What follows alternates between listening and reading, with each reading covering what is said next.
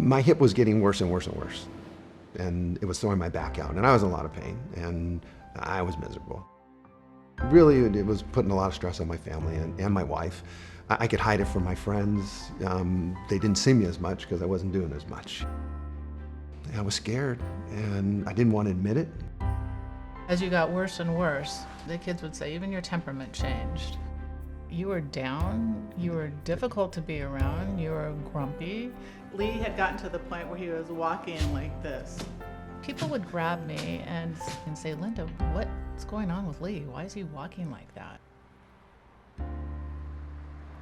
No one wants to have surgery, but for many of these patients, they've been dealing with their pain for so long that they're ready for it.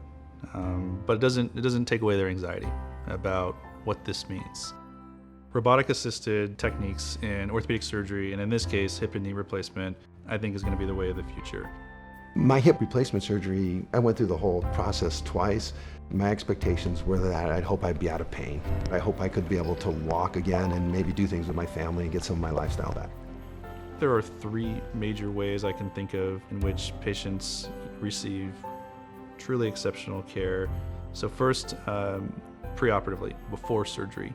We strongly emphasize preoperative preparation. And the second would be the very individual or personalized approach that patients get at Cedars-Sinai Marina del Rey Hospital. And finally, the robotic-assisted technology that we're talking about today, I truly believe translates into a better preparation, better accuracy and precision, and ultimately a better procedure.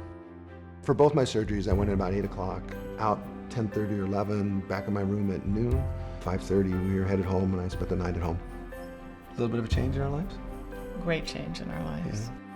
Yeah. If you have this kind of tool and technology, you can ultimately end up doing less to the soft tissues during surgery, which makes sense that that would translate into less pain and potentially a faster recovery. By day 3, I was getting the newspaper and getting the mail and walking around. By day 4 and 5, I actually wanted to do stuff and go for walks. I'm not only better, but I don't have limitations. Things where you had to stretch or use your hip, running, yoga, I didn't think I'd ever get back to.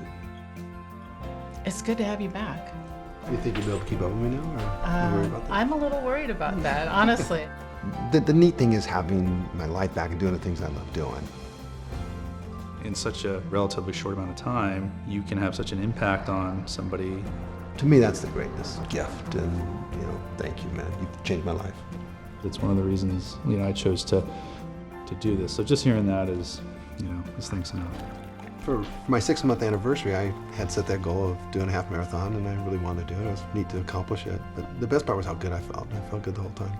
I got my life back. I never think about my hips, never.